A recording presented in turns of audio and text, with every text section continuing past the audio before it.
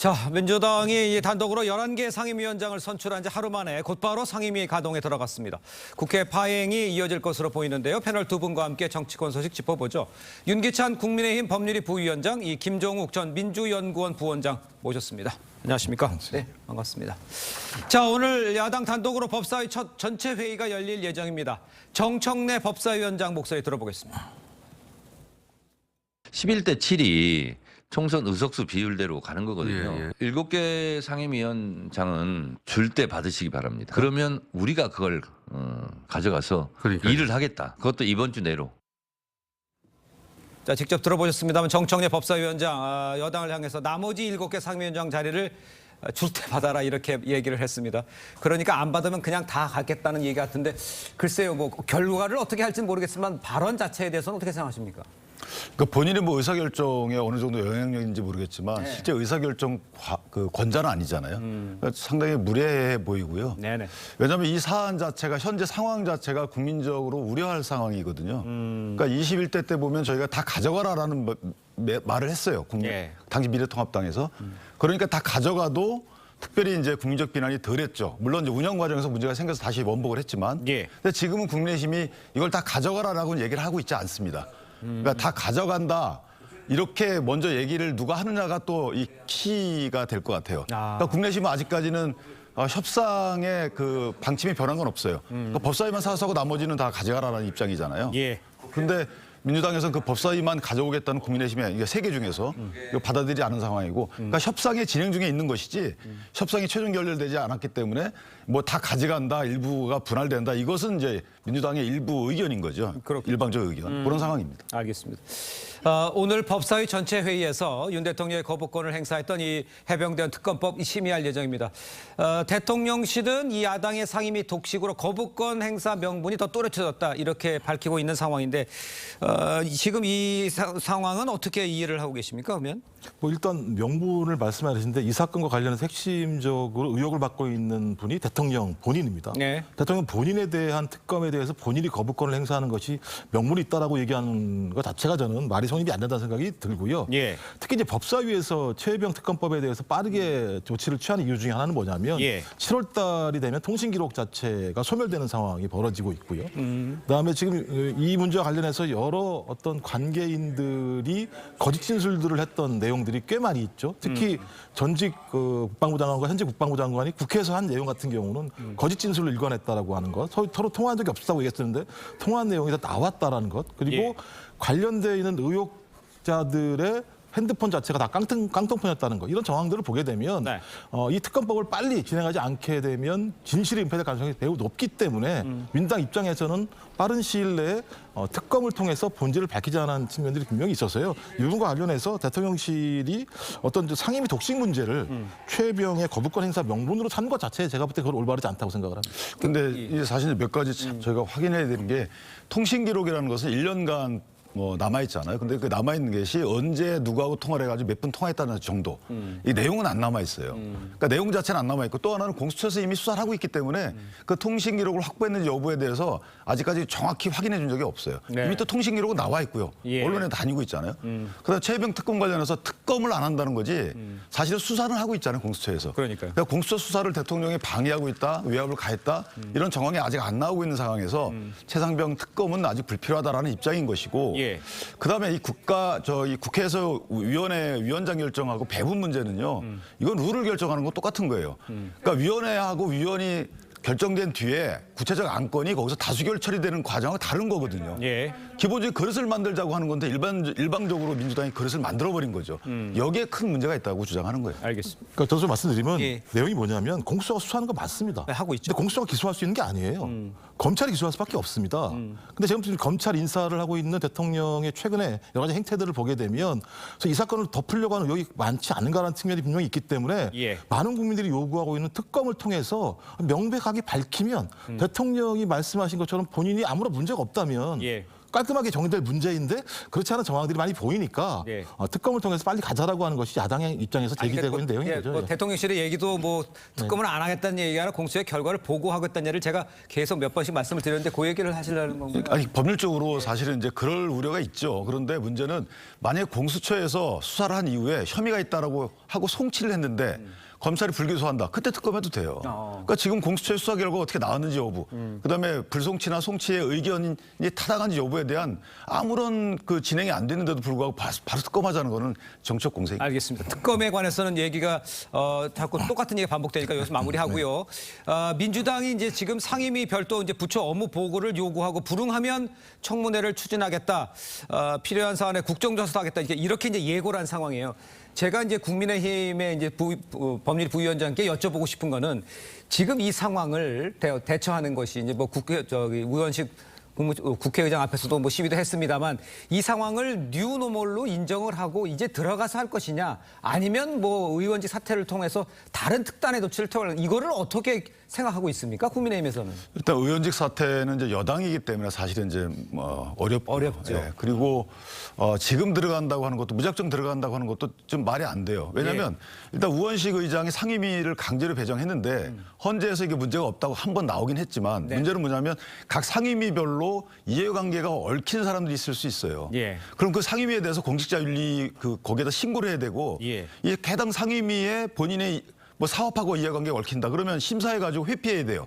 이런 가능성을 아예 국회의장에다 막아버린 거죠. 그러니까 이거 국회법에도 어긋나는 거죠. 그러니까 이런 여러 가지 사정을 감안한다 그러면 현안 질의한다고 하죠. 정부 부처 사람도 안 나옵니다. 그럼 청문회 한다는 이유는 정부 부처 안 나오는 사람들을 증인 채택하려고 하는 거예요. 그래서 압박 고발하겠다는 거죠. 이게 굉장히 국정 한축을 압박하는 거죠. 그러니까 지금은 아직 제가 아까 말씀드린 대로 협상이 진행 중이기 때문에 저는 여기서 국민의 힘이 새로운 협상을 내야 된다고 봅니다. 그러니까 이제 세 개의 상임위원장이 있잖아요. 거기에 대해서 가방의 운영이 그다음에 이제 법사위인데 예전에 21대 때 했던 것처럼 과방위와 운영위는 이제 여당이 갖고 과방위는 뭐 야당이 갖는다고 치고요. 법사위로 뭐 1년씩 나눠 갖는다든지 이렇게 새로운 안을 국민의힘이 지금 내야 되는 것이지 지금 가만히 민주당의 처분만 바라고 있을 필요는 없다. 그래서 그런 새로운 제안을 하고 국회의장께 이 제안을 토대로 해서 협상을 중지해달라고 촉구를 해야 되는 거죠. 그렇게 생각합니다. 협상에 다른 제안을 해서 조금 더 협의하는 모습으로 바뀌어야 된다라는 걸 말씀하신 것 같아요. 그런데 국민의힘 우원식 국회의장이 편파적인 국회 운영을 하고 있다면서 일단 사퇴 촉구 결의안을 제출을 했습니다. 여당 목소리도 한번 들어보겠습니다.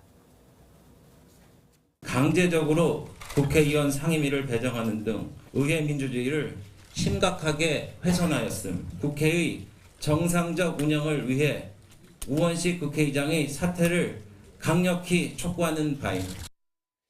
자, 우원식 의장에 대해 사퇴를 촉구한 것에 대해서 민주당은 어떻게 보십니까? 뭐 제 생각에는 빨리 좀 국민의힘이 국회에 들어왔으면 좋겠다는 생각이 들고요. 기본적으로 국회의장은 국회법에 따라서 원구성 일정에 따라서 조치를 취한 거예요. 국회법에 따라서 조치를 취했는데 그것이 문제가 있다고 사퇴 결의안을 제출하는 것 자체는 좀 문제가 있다는 생각이 들고요. 일단 기본적으로 원천적으로 여야 간의 협의 자체를 갖다가 부정한 건 국민의힘이라는 생각이 들고 제가 국민의힘이 이때 업보가 있어요. 왜냐하면 국회에서 국회법에 따라서 합법적으로 통과된 법률안에 대해서 대통령은 대통령의 생각과 다르다고 거부권을 행사하고 국민의힘이 법사위원장으로 있으면서 자기들이 생각하지 않는 법들에 대해서는 꼭 쥐고 저희 심의조차도 제대로 하지 않는 상황이 벌어지고 통과된 법 같은 경우 또 정부에서 소위 시행령을 통해서 바꾸는 형태로 입법권을 침해하고 있는 상황에서 야당 입장에서는 이 문제를 해결할 수 있는 유일한 방법이 법사위원회를 통해서 법안을 원활하게 심의하고 통과시킬 수 있도록 조치 하나밖에 없는 상황들이 분명히 있어요. 전 그래서 그런 부분과 관련해서 국민의힘 스스로가 했던 업보들에 대한 입법권 방어 차원에서 민주당이 조치를 취하는 거기 때문에 전 이것 가지고 문제 제기한다면 오히려 대통령과 국민의힘이 지금까지 보여왔던 입법권 침해 부분에 대해서 절대 다수를 가지고 있고 패스트트랙도 있는데 굳이 법사위원까지 해야 된다는 거에 대해서 어떻게 생각하세요? 아니 근데 저 말씀이 사실 안 맞는 것이 자 법사위에 김도우 위원장이 틀어지고 있다는 거잖아요. 근데 법사위 소관 안건, 예를 들면 특검법 이런 거는 180일 정도 갖고 있을 수 있죠. 패스트트랙을 한다 하더라도. 근데 나머지 타관 소관의 경우에는 직회부 제도가 있어요. 그러니까 법사위에서 만약 안 하게 되면 직회부 하면요 30일 내로 올라갑니다. 예. 그러니까 그 직회부를 선별적으로 민주당에 행사를 했죠. 네. 그러니까 진짜 민생에 필요한 법은 안 하고 본인들 약간 진영 논리가 포함된 법안의 경우에는 다 직회부 했어요. 그 대통령 거부권 유도했죠. 예. 그러니까 대통령 거부권을 뭐라고 할 것이 아니고 만약에 의회에서 여야가 충분히 토론하고 격의하고 결론이 난 거를 대통령이 거부했다. 그럼 대통령 거부권을 비난할 명분이 쓰는 거지만 현재같이 안건 조정기도 패스하고 그다음에 토론도 안 하고 일방적으로 다 패싱해가지고 온 법안을 대통령이 국민의 이익을 위해서 거부권 행사한다는데 비난할 수 있는 논리가 있나요? 저는 그 자체가 문제라고 봅니다. 제가 볼 때 정반대 논리가 작동한다는 거예요. 대통령실에서 거부한 내용이 있으면 여당이 협상을 안 해요. 협의가 안 되는 상황이 있으니까 야당은 그걸 계속 묵혀둘 수가 없잖아요. 그러니까 국회법에 따라서 통과를 시켜요. 그럼 대통령이 그걸 거부권을 행사해요. 그러니까 대통령이 마음만 먹으면 법안은 통과가 안 되는 거예요. 이런 상황을 갖다 타개한다고 얘기를 하는 건데 네. 거기에 중요한 고리로서 법사위원장이 존재한다는 거죠. 네. 근데 이태원 특별법도 알겠습니다. 예, 예. 거부권 행사하는데 짧게 통과됐잖아요. 예, 예. 그러니까 거부권이라고 저희 표현하지만 재의결 요청이에요. 그러니까 국회 가서 이거 대통령이 못 받겠다. 뭐 이유가 있겠지. 그럼 여야가 맞대고 다시 재의결할 그러니까 다시 협상하고 논의하고 그래서 재의결 절차 취하면 되죠. 그래서 만약에 여당을 설득했어요. 예. 민주당이. 그럼 재의결 되는 거죠. 예. 이게 헌법적 제도예요. 근데 이걸 안 하고 그냥 정치적으로 비난만 한다?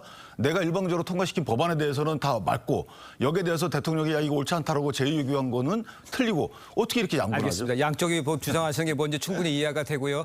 22대 국회 쉽지 않아 보인다는 생각 다시 한번 들게 되네요. 일단 다음 이야기도 좀 해보죠. 국민의힘이요. 민주당이 이재명 대표 방탄을 위해서 폭주하고 있다. 이런 주장하고 있죠. 검찰이 이르면요. 오늘 대북송금 의혹 관련해서 추가 기소할 방침입니다. 이 대표의 사법 리스크 한층 커진 상황이다. 이렇게 분석을 하고 계십니까? 저는 이제 사법 리스크가 좀 구체화된다. 물론 구체화된다. 시기적인 문제는 있어요. 이게 재판이 언제 마무리되느냐가 문제가 있지만 네. 대장동 사건 등은 이제 배임이 주된 거잖아요. 그렇기 때문에 이 배임 입증이나 그 과정이 지난합니다. 예. 더 오래 걸릴 것 같고 다만 이 부분은 지금 이화영 부지사에 대한 1심 재판에서 상당히 자세하게 판결을 해놨어요. 네네. 그리고 그 판결의 내용을 구체적으로 들어가기 이전에 크게 보면은 이화영 부지사를 필두로 하는 경기도 치과 이거 이 대표가 포함이 돼 있는 거예요. 최종 결재권자니까. 예. 경기도 치과 그다음에 쌍방울간에는 서로 간의 이해관계가 맞았기 때문에 쌍방울이 돈을 대신 내준 거다. 이게 기본적인 맥락이에요. 그러면 거기에 구체적인 이해관계가 어떻는지에 관한 자세한 설시가 나오지만 네. 이게 인정됐기 때문에 이 대표가 난 몰랐다라고 하는 것은 왜 본인이 최종 결재권자고요. 네네. 대북 사업은 본인이 주도적으로 추진을 했고 또 보도자료까지 낸 적이 있단 말이에요. 관련해서. 예. 그렇기 때문에 저는 이 부분을 피해 나가기는 어렵다. 따라서 시기적인 문제일 뿐이지 기소 이후에 유죄 판결 나올 확률은 조금 더 높아졌다. 이렇게 판단합니다. 알겠습니다. 자, 이런 상황에서 이제 재판부가 이화영 전 부지사가 전화를 바꿔줘서 이재명 대표와 김성태 전 회장이 통화를 했고 또 이화영 전 부지사가 이재명 당시 경기도지사에게 대북 송금 과정을 보고했다. 김성태 전 회장의 진술의 신빙성을 재판부가 인정한 거다 이런 얘기도 하잖아요. 거기에 대해서는 어떻게 생각하십니까? 그러니까 재판부가 얘기하는 것이 방북으로 대북 비용을 송금했다 이런 내용들은 확인을 했는데 예. 이 부분과 관련해서 이재명 그 당시 경기도지사의 관련성에 대해서는 판단을 유보한 측면이 유보했죠. 있는 측면이 분명히 있는 거죠. 그렇죠. 예. 근데 이제 지금 재판부에서 반영 안 된 부분들이 계속 얘기하는 게 진술을 변경하려고 회유 압박을 했다라고 이화영 전 부지사가 주장하는 내용과 관련해서는 네. 심리를 제대로 하지 않은 측면들이 분명히 있기 때문에 이 부분 자체가 만약에 심리가 벌어지게 되면 저는 검찰 같은 경우 이 사건과 관련해서 손을 떼야 되는 상황이 벌어질 수도 있는 거죠. 왜냐하면 진술협박 문제가 분명히 존재하기 때문에요. 예. 또 하나는 이화영 전 부지사나 김성태 전 회장이나 둘 다 진술을 변경한 사람들이에요. 네. 근데 일방적으로 김성태 전 회장의 주장만을 일방적으로 수용한 측면들이 분명히 있고 판결문을 제가 다 읽어보진 않았습니다만 네네. 좀 제가 볼 때 매우 좀 관심법 같은 내용들이 있어요. 증거주의라기보다는 어떤 거입니까? 뭐 그러한 역할을 기대했던 것으로 보인다. 그러니까 제가 볼 때는 법정에서 정확하게 양형을 때릴 때 그 증거에 입각해야 되는데 지금까지 내용을 보게 되면 어떤 대부분 같은 경우는 진술의 신빙성만 가지고 판단을 했기 때문에 네네. 2심에서는 상당 부분 이 부분과 관련된 상당히 많은 다툼과 그다음에 증거 내용들에 대한 새로운 것들이 나오게 된다면 좀 약간의 좀 변경이 있지 않을까 생각이 듭니다. 그러니까 지금 말씀하시는 건 증언만 있을 뿐이지 특별히 확진할 수 있을 만한 증거가 없다 이렇게 말씀하시는 것 같은데요? 근데 그렇지 않아요. 예. 그러니까 진술의 신빙성을 따질 때 재판장이 그냥 이거 관심법으로 이거 맞는 것 같아. 저분이 거짓말하는 것 같지 않아. 이렇게 얘기하지는 않아요. 예. 판결문을 보더라도 그 진술이 신빙성이 있다라고 판단하고 그 근거를 쭉 댑니다. 네네. 거기에 정황 증거들이 상당히 많아요. 물적 증거도 있고 다른 사람의 진술도 있습니다. 아. 그러니까 이게 그냥 함부로 얘기하는 건 아니고 네. 상당히 정치한 그 입증 과정을 통해서 본인이 채택한 증거를 통해서 사실 인정을 하는 거기 때문에 예. 저는 물론 이 사실 인정에 대해서 당사자는 납득하지 않을 수 있죠. 그런데 항소를 통해서 다투면 되겠지만 정치권에서 오히려 문제 제기하는 그 관점 자체가 굉장히 관심법이죠. 아닐 것이다. 그 믿음에 기초한 것이지 이게 논리에 기초한 건 아니고 증거에 기초한 비판도 아니에요. 오로지 이재명 대표를 막기 위해서 여태까지 그래 왔잖아요. 그러니까 이재명 대표가 연루되지 않았으면 좋겠다라는 희망 섞인 이 희망에 기초해서 모든 걸 다 짜고 있잖아요. 예. 그렇기 때문에 오히려 이게 논리적 설득이 안 되는 거라고 저는 생각을 합니다. 그러니까 이제 두 가지의 내용들을 얘기할 수 있죠. 하나가 말씀하신 부분인데 저희 검찰이 진술을 해요. 압박했다라는 내용 자체는 이화영 전 부지사만 얘기한 게 아니라 그 현장을 봤다라고 얘기하는 쌍방울 관계자의 진술이 나온 내용입니다. 네네. 그 법원에서 채택이 안 됐습니다만 예. 또 하나는 국정원 문건에서는 이 내용 자체가 실제로 주가 조작이라고 규정한 문건들 내용들이 분명히 있어요. 예. 그리고 제가 알기로는 쌍방울과 관련해서 쌍방울이 북한과 광물 문제와 관련해서 MOU를 맺었다는 내용도 분명히 나와 있어요. 예. 이런 정황 증거가 자체 같은 경우는 배격이 됐다라는 측면들이 분명히 있기 때문에 1심 이후에 이제 항소를 할 거니까 2심 과정에서 이런 부분에 대해서 재판부가 어떻게 판단할 것인지에 대해서는 다시 한번 좀 지켜볼 필요가 있다는 말씀을 드리는 겁니다. 국가정보가 그 주가 조작으로 해서 국가정보 그 부분에 대해서는 재판부도 보고서 그것이 증거를 할 수 있는 상황이 아니다라는 얘기를 했다는 걸로 좀 다시 그렇죠. 왜냐하면 이게 이제 법률가 토론하니까 자세히 말씀 안 예, 예. 드리겠지만 국가정보원의 문건이 여러 가지가 나옵니다. 그중에 이제 뭐 주가 조작의 수익금을 이용남에게 준 것을 보인다. 이거는 국정원이 그 사람들을 만나서 한 것이 아니고 쌍방울 직원들의 인터뷰를 통해서 딴 거예요. 네. 그러니까 이게 그 쌍방울 직원의 말 자체가 주관적이고 이건 객관성이 없다라고 재판부가 판단한 걸 수도 있는 거죠. 예. 국정원의 문건 자체가 굉장히 공신력 있는 건 아니고 그 문건을 생산하게 된 기초 자료가 문제가 있으면 그 채택하지 않는 거죠. 또 다른 예. 국정원 문건들도 많아요. 그러니까 재판부가 한두 개만 편파적으로 본 것은 아니라는 거고 또 하나는 예. 그러니까 관련자들의 진술의 신빙성을 따질 때 먼저 임의성을 따집니다. 그러니까 임의성이라는 건 뭐냐면 이 사람이 의사대로 진술한 것이냐 회유, 압박, 협박, 고문에 의한 거 아니다라는 거 예. 그건 전제가 되는 거기 때문에 예. 신빙성을 인정했다는 것은 임의성을 다 인정했다는 거고 예. 따라서 그 쌍방울 회장이나 그다음에 이화영 부지사에 대한 진술의 신빙성 인정했다는 거는 이 사람들의 진술에 회유 협박으로 인해서 뭐가 왜곡되지 않았다는 것을 깔고 들어갔다. 그렇게 생각하시면 될 것 같아요. 알겠습니다. 그 당헌 개정 그 얘기를 좀 잠깐 해볼게요. 이재명 대표를 위한 당헌 개정이라는 이야기를 하면서 김영진 의원이 비판을 많이 했어요. 민주당 내에서는 이 상황은 어떻게 보고 계십니까?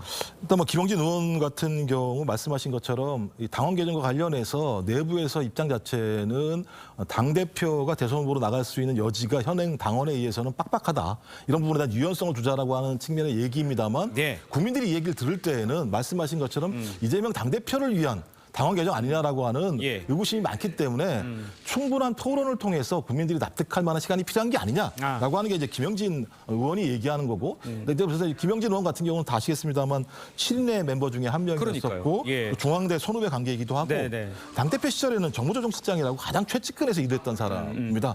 저는 이런 측면에서는 당 내부의 갈등이라기보다는 소위 국민들이 판단했을 때 민주당이 생각하고 있는 당원 개정의 핵심적인 이유를 다르게 왜곡해서 국민들이 이해할 수 있으니 그 부분과 관련해서 충분한 시간을 가져야 되는데 너무 지도부가 빠르게 조치한 거 아니냐. 그럼으로써 오히려 당원 개정의 진정성 자체가 훼손된 측면이 있다라고 문제 제기한 거기 때문에 네네. 저는 뭐 김영진 의원의 문제 제기 같은 경우는 일정한 예. 타당성이 있다. 일단 통과가 됐기 때문에 그걸 다시 이제 돌리기는 어려운 상황입니다만 예. 충분히 이 부분에 대한 대국민 설명은 필요하다고 생각을 합니다. 그러니까 그렇게 이제 좋은 취지로 얘기를 했는데 강성 지지층은 바로 이제 또 수박이라고 그러고 이제 공격하는 상황이 돼버리니까 이걸 어떻게 이해를 하면 좋겠습니까? 저는 김 의원이 이재명 대표를 진짜 위하는 것 같아요. 왜냐하면 지금 이렇게 되면요 누가 출마하겠습니까? 저 사전선거운동이라는 말이 나오잖아요. 그러니까요. 지금 이렇게 한 사람을 위해서 규정 당원까지 바꾼다 그러면 누가 나오질 않겠죠. 그럼 민주당 입장에서 보면 색다른 주장들이 펼쳐질 공간이 없어지는 거고 예. 그다음에 저번에도 말씀드렸지만 아니 당원들이 뽑은 당대표의 임기를 실제 그렇게 따지면 1년이거든요. 네.